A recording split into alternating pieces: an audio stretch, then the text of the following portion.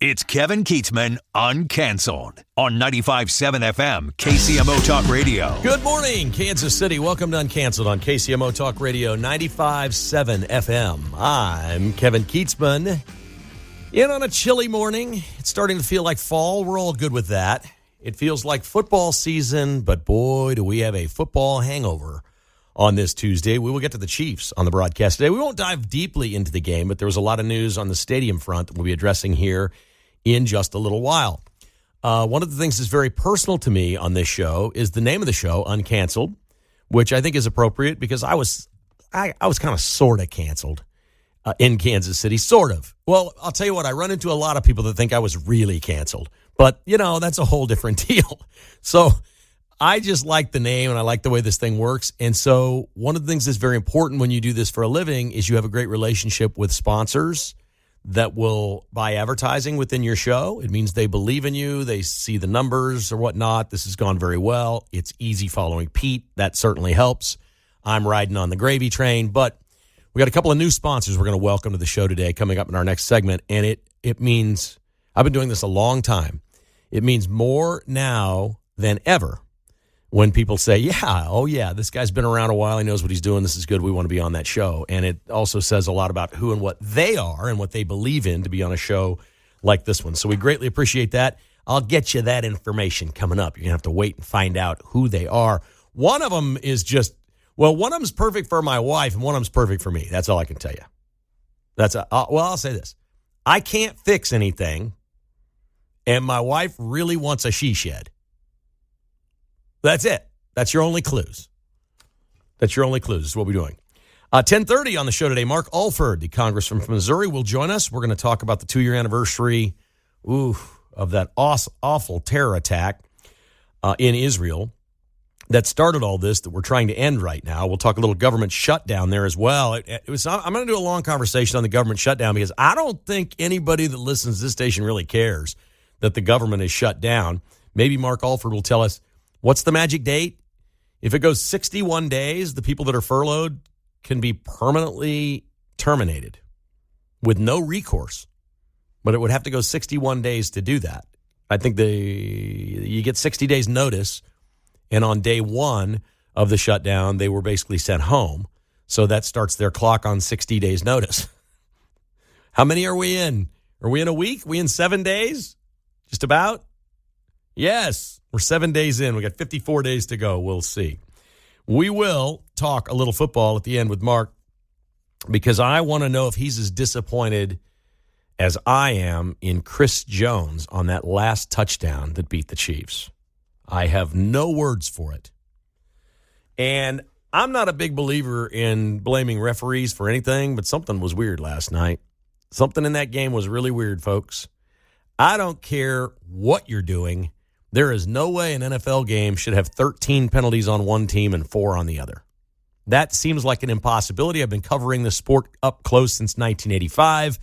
Never seen anything like it. And if my count is right, 4 times the Chiefs were flagged, and those were declined because something good happened for the Jaguars on that play. That means 17 plays of this football game, they threw a flag at the Chiefs. Okay, sure, that happened. But I guess the big news for what we talk about here, because I know we're all burned out on this. I've gotten to where I really want to know, and I want it to be final because I'm just really curious about the future of Kansas City. I love this community. I love this city, and I love sports. I owe everything I've done professionally to the sports teams in this area and being able to cover them for an entire career. So I've got a lot invested in this. It's personal as well. And I want to know what the Royals and Chiefs are doing, but I don't know what the Royals and Chiefs are doing. I will tell you this. There's just a growing number of people that no longer care what they decide. They just want them to decide. And I don't think that was ever their game. I think they wanted to try to have a splash here and do something with some pop and some sizzle that the whole city would rally around. And right now it just seems like it's going to be, okay, they decided. We'll see. So yesterday on Pete's show, he broke the news that the Royals are spending money in Clay County, doing all their due diligence for a possible ballpark there. We know about that location. We know about 119th and Null. We do not think Washington Square Park is much of a possibility anymore. We think Jackson County is out. We think the Chiefs want to do a vote in Jackson County maybe in the spring to see whether it passes or not. So their decision could be well beyond that. I don't think the Chiefs will come forward and say, we're staying at Arrowhead if this passes.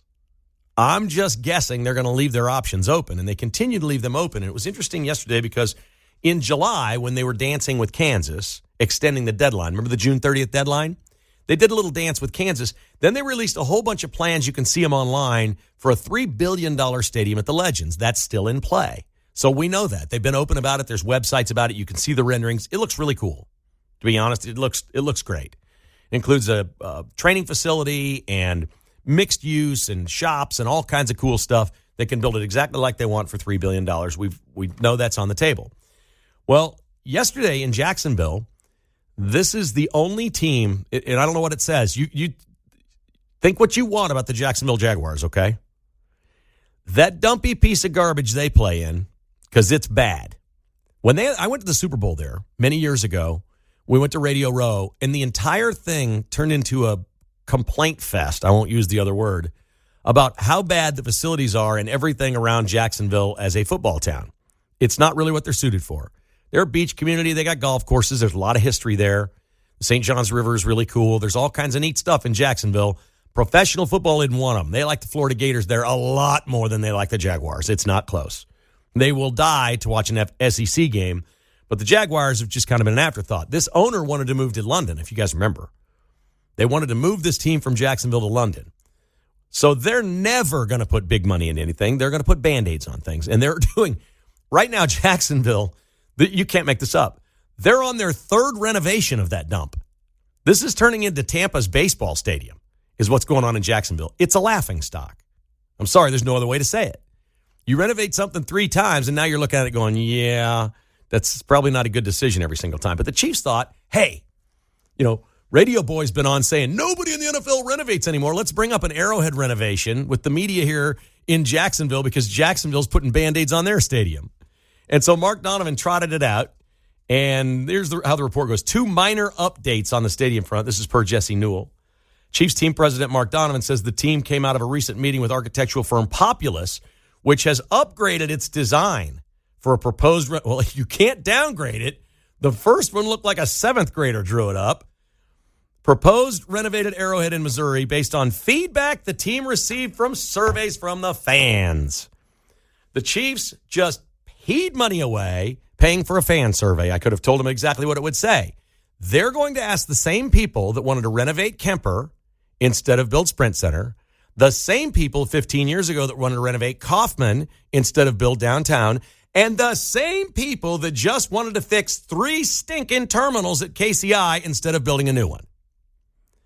I mean, if this is a game show, you just got buzzed 3 times because the fans, the people, the poll, the survey, they're always wrong.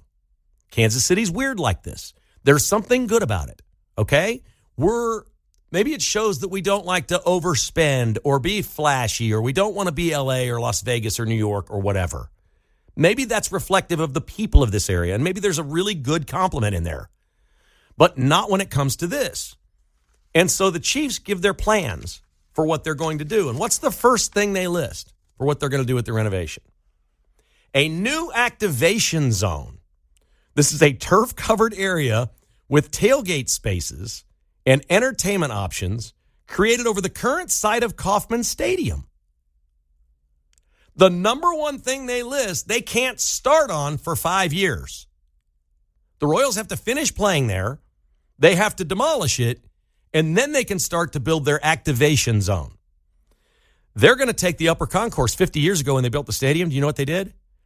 They didn't connect the upper concourses around the end of the stadium. They're going to make little bridges in the back. So now if you want to circle the entire stadium in the upper level, you can just get your steps in and circle, circle, circle all day. This is what they're spending the money on. Weather protection, a canopy up top for the fans. Enhanced entry points. I don't even know what this is. New VIP entry points, reduce congestion at general admission gates. And, my favorite, upgraded technology. That is new video boards, new audio sound system, and Wi-Fi in the stadium. That's it. That's your $800 million renovation that Clark Hunt has said will likely be over $1 billion and could be more if they want to wind up, doing whatever and putting shops in and other stuff like that. It could be $2 billion. So they trot this out yesterday for $800 million, and the math's pretty simple. The team, the state and the county, if it passes, would pay 63%. The team would pay 37%. That's how this works. They need $104 million from Jackson County to make that dream come true of those bridges connecting the concourses upstairs. God, I've been waiting for that for 60 years. Please connect those upper concourses for me. Tax the people for those bridges. Yes. Let's have a sales tax to connect the upper decks. Oh, my. $800 million, and it will be more than that. So that's the plan for the renovated stadium. And that's it, folks. That's what you're getting for $800 million. $800 million doesn't buy what it used to. The new stadium, they say, is $3 million. It'll probably wind up being $4 million. But that's the same cost as the Washington Commanders.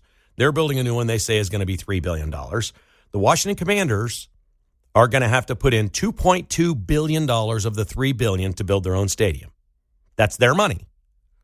The Chiefs, to build a new stadium, will have to put $900 million in towards $3 billion. That is $1.3 billion less than the Washington Commanders to get the exact same stadium. I can't repeat this loud enough. If Clark Hunt doesn't build a new stadium, he's giving away $1.3 billion that the Commanders aren't getting when they build their new stadium. I don't even understand the discussion. Now, again, if it's about his dad, if it's about history, if it's about whatever, fine. If they want to sit here and say fan surveys, they didn't need to take fan surveys. The fans are all going to say Arrowhead. Arrowhead, Arrowhead, Arrowhead. I don't get any calls on this show or emails from people complaining about the new airport. It's been 20 years since anybody complained to me that we were building a new arena. You just don't hear it. I appreciate what they've repurposed Kemper to be, but I literally had people calling in on the radio saying, let's just renovate Kemper again. We don't need a new arena downtown. Nobody goes downtown. Well, yeah, you built an arena. All of a sudden, a lot of people went downtown. You build a ballpark north of the river, and a whole lot of people are going to be going north of the river, across from downtown. There's a lot of possibilities in this town that we just don't think of. We just like to see what we have and say, fix it. Do something with it. We like it. It's familiar. Oh, and we love the parking. Yes, of course. So I don't know, man. An $800 million renovation. Again, you get a new activation zone, an upper concourse improvement, weather protection, enhanced entry points, and upgraded technology in the stadium. That's your $800 million. That doesn't even sound renovated. That just sounds like me at my house. Hey, let's put a ceiling fan in the bedroom. And I go to Westlake Ace and buy a ceiling fan and install it and put it in there and get it done. Oh, let's get a new TV to watch the Chiefs game. Okay, and you go out and buy a new TV and you put it in your house. That's what this sounds like. Chiefs are going shopping. They're going shopping just for baubles to put in the stadium. I'm sorry. I don't get it. I don't see it, and I don't believe it. If it happens, I'm going to tell you right now, it's a mistake. If that happens, that's what the Chiefs do. They're making a mistake. And they'll know they're making a mistake, but they're just going to do it because maybe the survey was it's so unpopular they'll never do this. That nobody ever wants to get rid of Arrowhead. Maybe that's it. Maybe it was overwhelming from the fans, and they're going to listen. Good stuff right there. Welcome back to Uncanceled on KCMO Talk Radio. Why is the Jack Smith story not bigger? That in a moment. I want to take a moment here and welcome a couple of great sponsors for joining the team at Uncanceled and trusting me to spread the word about their great companies that in many cases have generations of a reputation that's fantastic, hoping that I can share that with you over the next few months. The first is Gingrich Structures, and this is a really interesting company that's located all throughout the Midwest, but I've spoken with Dan Schaefer, who works right here in the Kansas City area, and he's the person you will call if you're interested in any of these. There's part of the Big Beautiful Bill that's out there that gives a $2.5 million credit to farmers if you build a new structure.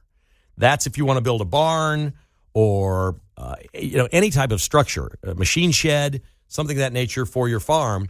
You can deduct the full cost of any new structure up to $2.5 million under the Big Beautiful Bill. If you want more information for folks in rural areas or farmers, call Dan Schaefer at gingrichstructures.com, 816-673-5236. Now, this is the one I teased and said my wife would like this. They can do she sheds. They do hobby shops. They do garages. They do commercial buildings. They do all types of different structures. They're your post-frame construction experts. It's what they do. It's Gingrich. It sounds like Newt Gingrich, but it's not spelled the same way. It's Ginger, ICH. Ginger, ICHstructures.com. GingrichStructures.com. If you want to check them out, and Dan can help you anywhere in Kansas or Missouri, Nebraska, Iowa, they're all over the Midwest. Doesn't matter where you live. They specialize in very rural, small places in the agriculture and farm community. But they're finding a lot of people in Kansas City want to move out away from the city a little bit and buy an acre or two of land. And they build barn dominiums. This company does barn dominiums, was the hottest trends in real estate. They build barn dominiums as well. So there's a lot of different things that may apply to who and what you are and what you're thinking of building. Just go to the website and check them out, GingrichStructures.com. It's spelled GINGERICH, GingrichStructures.com. Appreciate them for jumping on board. That's really nice. I have heard their name before, knew a little bit about their company before this, but not much. I'm learning more from Dan every single day. The other is specifically designed for me because I'm terrible around the house. The first thing I'm doing is getting the Easy Smart Tool System to get the cobweb. I'm just going to call it the cobweb sucker. That's just what I'm going to call it. They call it the cobweb duster, but we know what this is. It's a little power tool that goes on of an Easy Smart tools are extendable. You don't climb on a ladder. When you get to a certain age, you don't want to be climbing on ladders, maybe ever be up on a ladder. So if you want to get in your gutters, you attach a mirror at the end to see what's in your gutter, or they have little mini rakes to clean gutters out and do projects with. These Easy Smart tools extend out to like 12 feet, and my garage always in the corner this time of year gets cobwebs. And I hate that in my garage. I just hate it. I don't want to climb up on a ladder. It's a nasty job, the whole thing. This is the way to do it. I'm going to get the power cobweb duster with Easy Smart Tools. They're online at EasySmartTools.com, and it's easy. It's the letters EZ. EasySmartTools.com. They're available at Westlake Ace Hardware if you want to check them out. They have the ultimate light bulb changer kit, inspection mirrors, fruit pickers, handy hooks, mini rakes. It's a whole system of things that extend and keep you on the ground safely instead of climbing up on a ladder. Easy Smart Tools. You're going to work smarter, not harder, and I am very intrigued. I will get back to you after I get the cobweb duster. Mark, do you get cobwebs in your garage? Oh, yeah. I hate those. Mm-hmm. They're always wet in the corner. Yep. I'm in on this. That sounds perfect. They're available at Westlake Ace. If you want to buzz out today and check them out, or go to their website, EasySmartTools.com. I have a nice vaulted ceiling where we get them, too, so I need to get one for myself. Perfect. This is the time of year on that for sure. All right, I can't figure out why the Jack Smith thing isn't a bigger deal. This is the special counsel that went after Donald Trump. Trump's MAGA movement is now calling for former special counsel Jack Smith to be arrested after Republican-led Senate Judiciary Committee published documents indicating the FBI targeted the cell phones of 8 GOP senators as part of Arctic Frost, an investigation. Arctic Frost formed the basis of Smith's special counsel investigation into Trump, which in turn led to criminal charges of Trump that were dropped, because of course they were dropped. This is just a really big deal. They trumped something up, fake. They tapped phone lines. They spied on members of Congress, more specifically GOP members of the Senate. They turned it over to Jack Smith and said, we need a special counsel. Go get Trump and arrest him. This is from a liberal outlet. I just read it to you. That was a very fair lead from Newsweek. Newsweek says they have reached out to Joe Biden and his team for comment. They have contacted the FBI under President Biden for comment. They have contacted the Biden Presidential Library for comment. They have contacted the Department of Justice and legal firm Covington and Burling, which did pro bono legal work for Biden, and they've gotten no response back from any of them. They reached out to 5 different entities with the Biden administration, said, okay, what about this story? They can't even get a phone call back on this story. It almost sounds like they're afraid to make a phone call indicating that they're working on this story because, they're afraid maybe somebody's looking at their phone calls. It's a big deal. It's probably going to get bigger. I hope it does. I'd like to see something happen. I never liked that Jack Smith guy. When we come back, Mark Alford joins us. We've got a lot to talk about with the shutdown and maybe this next on Uncanceled on KCMO Talk Radio. Always great to check in with our good friend, Congressman Mark Alford from the great state of Missouri. He joins us now to talk about all of the news that's going on in D.C. Congressman, how are you today? I'm good. On day 7, America held hostage. The Schumer shutdown. The saga continues. So what are you doing, my friend? What is there to do? I'm in the backseat of our expedition right now with our district director, Becky Johnson, and the deputy district director, Jake Ayers, and we are headed to South Cache County. We're visiting some businesses. We have more rural hospital visits planned this week. We are trying to hit all 18 rural hospitals in our district during this in-district work period while the Democrats are doing performances up on Capitol Hill singing their same old song.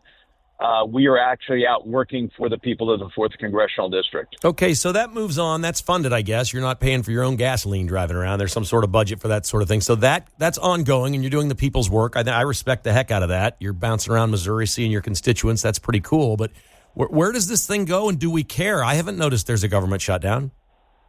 Yeah, not a whole lot of people care. Now that the Office of Management and Budget put out, well, they didn't put it out, but it was leaked somehow that federal workers who may be furloughed may not get back pay. I got a text today from a federal worker. You know, we have about 30,000 in the Kansas City area, and they're worried, is this true? And I said, hey, the best way for it not to be true is for Chuck Schumer to open the government, mess around and find out. I think Trump is holding some cards that he is not willing to play just yet. He and Russ Vogt, but could play if they want to further shrink the size of the federal government. But let's open the government and let's get back to the business of our appropriations.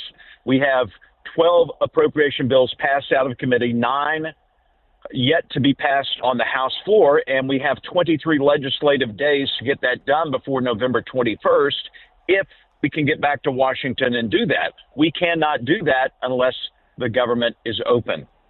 Okay, so you know me as a simple guy. I ask simple questions. So this is the kind of question my mom would ask me, and I wouldn't be able to answer it. It's so simple I wouldn't be able to answer it. So I'm just going to ask you, if we have 740,000 employees that aren't working and we don't notice, and if we go 60 days, that can be permanent, why do we need them? How much should we cut the government workforce by? You have a number in mind that you would, if you were king for a day, you'd just cut the government workforce? How many people are we talking about? Well, look, that's why some employees are deemed essential and some are deemed non-essential. Those deemed non-essential are basically those who don't have anything to do with protecting life or property in the federal government. Right. But look.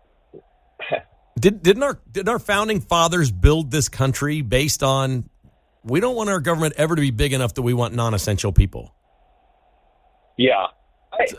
Look, under President Biden, approximately 1.5 million new government jobs were added to the full-time, non-seasonal federal workforce. That is a growth of nearly 6%, okay? That is, we are way top heavy when it comes to federal government workforce. And I think a lot of people know that, but they just don't want to deal with it. And this could be a way, if this continues, that we deal with it. And, when you consider the base average federal employee salary of right under $100,000, that's about an increase of $148.5 billion increase annually under Joe Biden. If we're going to trim our budget, we've got to make cuts in all areas. That's what we've done in the appropriations process, except for defense spending, except for military construction and homeland security. We took serious haircuts in all of these departments. And it's time, with $37 trillion in debt, that we get serious about reducing our deficit. The sad part is, I've told you this before, 75% of our spending is mandatory spending, Social Security and Medicare, and no one wants to touch that or reform it. And so only about 24% of it is discretionary spending. That's what we have to work with. I read a story, I don't know if this is true or not, but it was one of Trump's people who said if the 740,000 people that were furloughed, basically it takes 60 days before that could become permanent. They're basically put on notice here. If it went 61 days, you could eliminate every position, and between that and tariffs, we just balanced the budget. That's it. Those two things balances the budget. Now, it doesn't fix the deficit, but it balances the budget. No. Can you imagine what would happen to our economy and our country if we balanced the budget? We should be balancing the budget each and every year. It's gotten way out of hand. Of course, the interest rates that were really happened under Joe Biden and the influx of trillions of dollars into the economy that really wasn't needed under the Inflation Reduction Act, more than $2 trillion, that caused people to go out and spend a lot of money, but that also caused interest rates to go up. And now we're paying more on the interest on our debt, and that is certainly not helping. So part one of the issue is getting these interest rates down. Part two is us controlling our spending, which we're doing in the appropriations process. But again, Kevin, we can't continue the appropriations process. We are still living under 2024 budget numbers, the Joe Biden budget numbers that we've been kicking down the road for 2 years now under continuing resolutions. We've got to make these cuts, but we can't do that with Chuck Schumer holding us hostage. All right, let's switch topics here. It's been 2 years since that brutal terrorist attack in Israel that took so many lives, and the conflict still isn't settled, but I guess it feels or seems like it's close. They're talking like this thing may be coming to an end. Can you update us on, is the violence and basically a war going on, is this thing about to end? I certainly hope so. Leslie and I had the honor of going over there in April of last year to see the kibbutz where so many people were burned alive and all horrible sorts of things, unhuman. These Hamas terrorists, they're not human. They are, it's just horrible what they did to the people of Israel. And we can't ever forget that. And this could have all been over on October 8th had they just released the hostages and surrendered. And yet Israel has had to go in, rightfully so, to try to obliterate, annihilate Hamas because they're going to reconstitute if we do not. And now they're playing games with President Trump. President Trump came out with a 20-point plan and gave him until Sunday to agree to it. And they're stringing that out now, saying they want to negotiate on certain points. At some point, you've got to say there is no negotiations. It is time to be done with this. And Israel needs to finish the job. Okay, I saw a video last night in Portland of a man who was wearing a ball cap, and he had somebody with the federal government was in front of him. You can't really tell always which agency. Their grievance is ICE, but it's near an FBI building and things of that nature. So we saw the guardsman or whoever it was, maybe just a police officer, and he had his basically riot gear on, and this man was just berating this officer 6 inches from his face for like a minute and a half, calling him the worst names you could possibly ever call anyone. And these officers that go to work every day just have to sit there and take it from these people and ignore everything that they say to them, which is just astounding to me. And then this idiot spit at him. And the second he did, down to the ground they went. 5 dudes jumped on top of him. That guy fooled around and found out, which I love. I like what Trump's doing here with these people. I think this is insanity, what's going on near our federal agencies, and courts are challenging this. I can't believe that the president of the United States doesn't have a right to defend, a duty to defend any federal facility in any state in America against what these people are doing to him. Well, I certainly think he does. This is anarchy. It's funded by outside sources who want to cripple America, if not destroy America. I think it is insurrection. I think the president of the United States, under his Article 2 authority as the chief executive, has every right to defend federal assets and federal law enforcement. And that's what he is now doing, going into these cities to clean up the mess that these progressive law enforcement agencies and weak prosecutors, also funded by the likes of George Soros, have done to America. They have turned it into a wasteland of crime, destitution, and poverty in many cases. And now we are having to go back in. The Trump administration is, and I think with the majority support of most Republicans and conservatives, to try to turn these cities around in the proper way, the constitutional manner of protecting federal law enforcement and federal assets and buildings. I saw a thing that came out yesterday. It said in California over the last couple of months or whatever, between Republicans and then others, independents. There's been like 130,000 new registrations in California for those two parties, and 128 people have signed up to become a Democrat. It's just off the charts. When you put one political party in charge of shutting down the government, in charge of defending thugs, getting on buildings with rifles and shooting at ICE facilities or throwing Molotov cocktails at things, and that's your party's platform as we're defending these people and open borders, man, I've never seen a political party commit suicide like this. They're just absolutely crushing their own party. It's glorious to watch, but it's also terrible because bad things are happening on the ground. I hate this.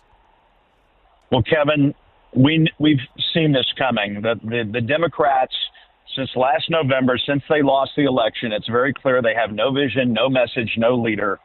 They were for open borders to bring in as many illegal aliens under Joe Biden as humanly possible, to maybe turn them into voters, but quite surely to make sure that they counted in the next census so they would affect the apportionment of representatives in the U.S. House of Representatives to help them regain the majority. America knows their scheme. And now that President Trump ran on security, securing our borders, securing our economy, securing our place on the world stage, he has secured the border. It is 95 to 99% secure now. Joe Biden said it couldn't be done. There was no problem. There was a problem. Trump got it done. And now we are deporting the illegal aliens. And the left cannot stand it. They want to stand behind the illegal alien and keep them here to make them part of the electoral process. That is wrong. They are putting a strain on the fabric of America. Go back to your home country and come back the right way.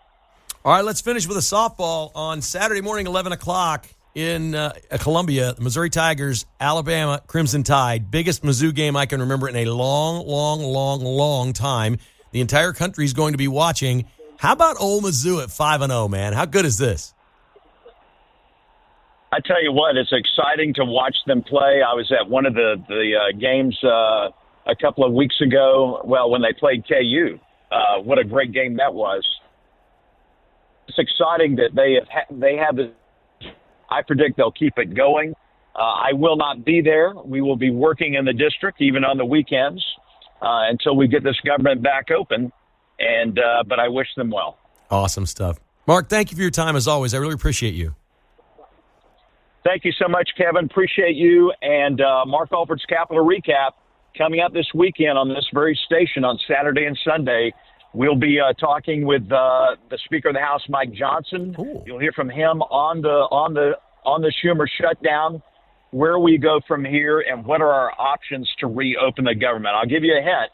We are not negotiating. This is all on the Democrats. It is a Democrat Schumer shutdown. America held hostage, day 7. Stay tuned. Awesome, man. Thank you. We'll be tuned in. Appreciate you.